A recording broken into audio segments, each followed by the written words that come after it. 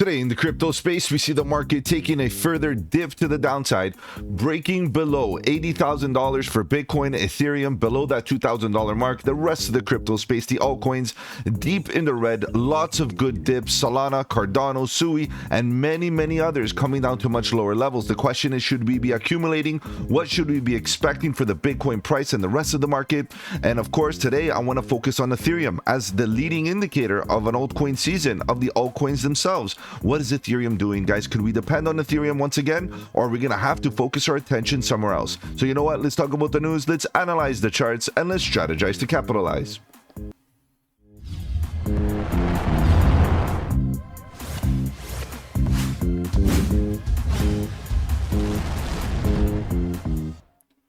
Welcome to the channel. My name is Mike, and let's get right into it, guys. If you're new to the channel, welcome. On the channel, we talk about cryptocurrency, Bitcoin, Ethereum, and all the altcoins.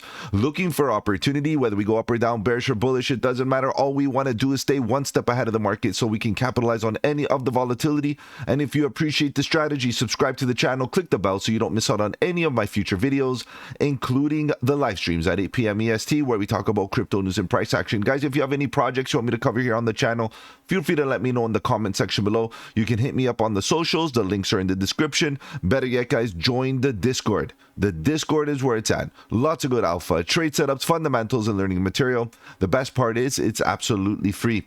All right, guys, let's begin. Let's see what's going on with this market, because I do feel the emotions. The emotions are continuing to beat us up. And as we get beat up, we start to worry. We start to think about what about if? What about if this is not a bull run? What about if, crypto's done? What about if? And then, those ifs obviously bring on that fear, that uncertainty, and that doubt. And usually that's where we start making very emotional decisions that we regret, right? We regret emotional decisions. They're not rational. So let's start to think rationally here. Let's come up with some rational theses here to come up with a plan going forward. It is very clear that in the midterm, maybe even consider it short term, we are in a downwards trend. It is very clear, guys. We identified this trend early on when we started getting that pivot, that rollover on Bitcoin, breaking below horizontals.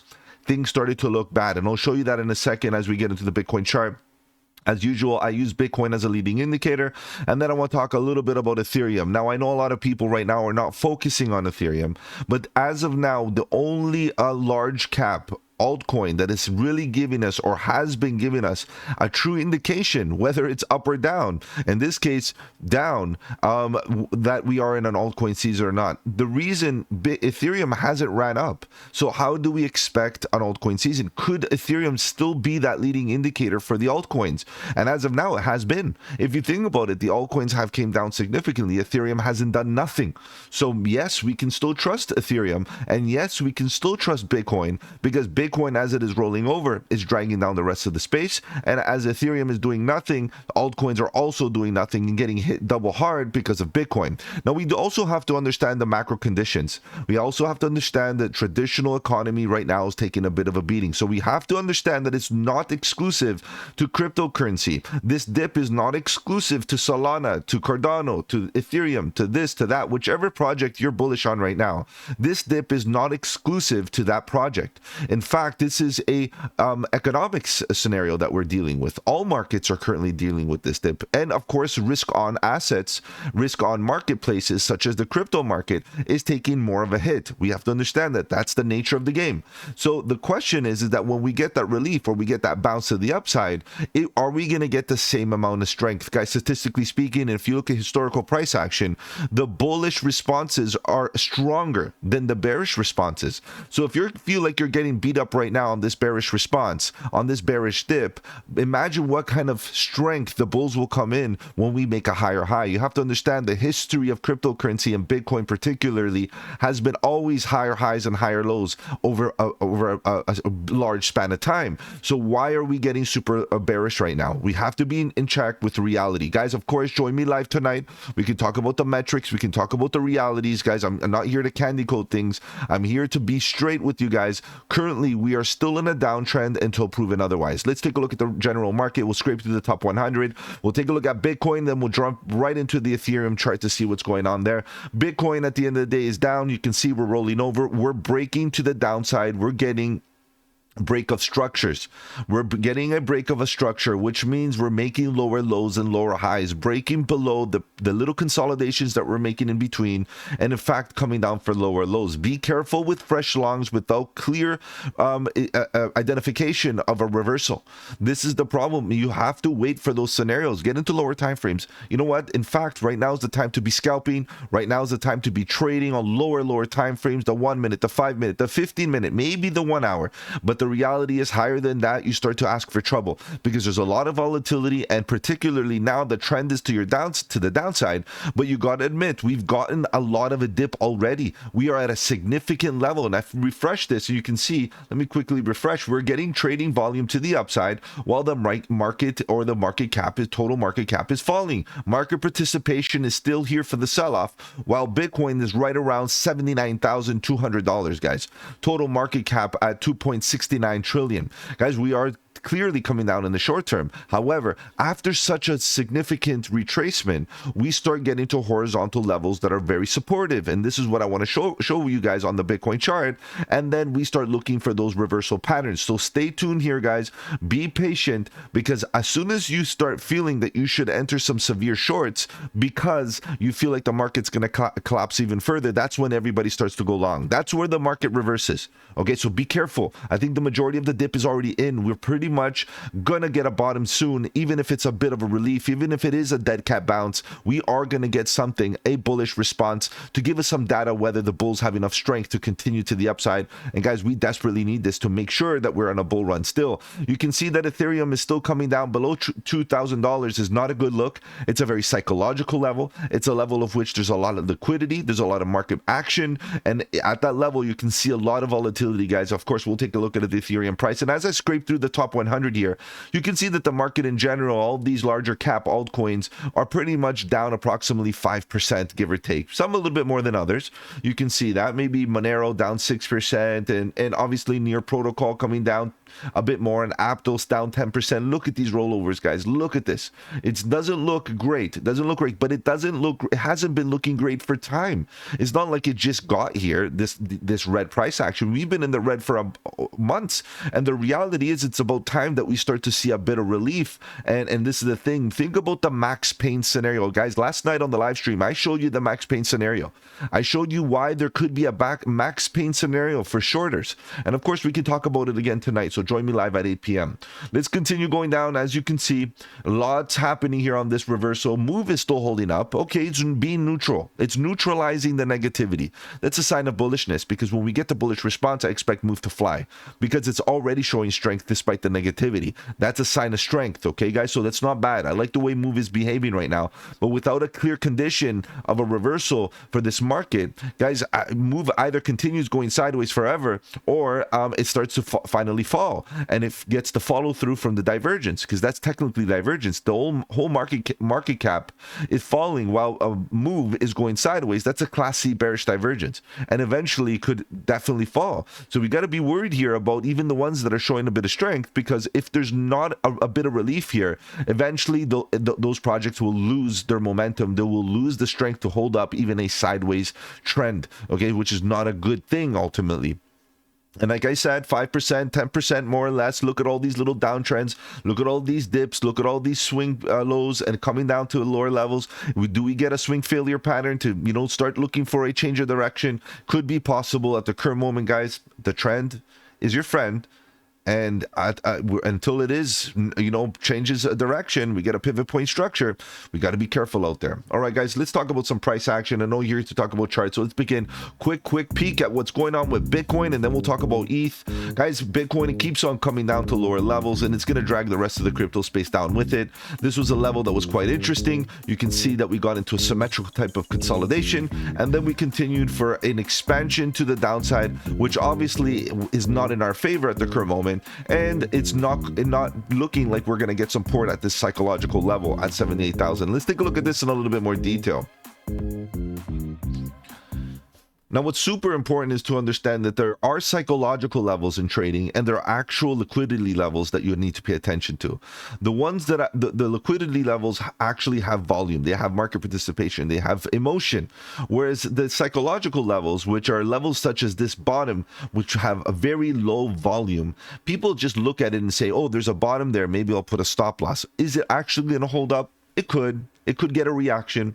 We could get a dead cat bounce here. We could hesitate here. We can consolidate a little bit for people that are willing to, close some trades and not take risk and that, so on and so forth. But I don't trust it. I don't trust it yet. I need more data. I need more data to get, a little bit more confident that this bottom will hold up.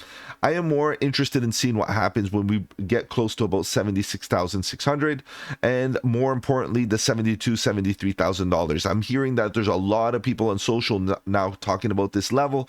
As we've been talking about this level for so long, as you know, the $73,000 zone with my green arrows where there's less risk. This less risk scenario has been here for months since I identified the risk on scenario up here where I started taking profits and expecting a rollover. Okay, so we have to understand that getting defensive with those gains is important, because then all of a sudden when we get to lower levels, you can decide to get offensive and get offensive level to level as we do come down. Obviously, my first level was here. I did buy some of the altcoins. I got into some positions. Those positions are underwater very clearly. Obviously, that's the case. But I'm very committed to this level. Enough commitment that I prepared enough of my portfolio so that I could buy the dip and raise capital so that I can buy at these levels. This level is where the liquidity is at. This is where the majority of the emotion's at. This zone right here, this red zone, starting from about 85,200 or 85,300 is the level of which there's no volume, as you can see.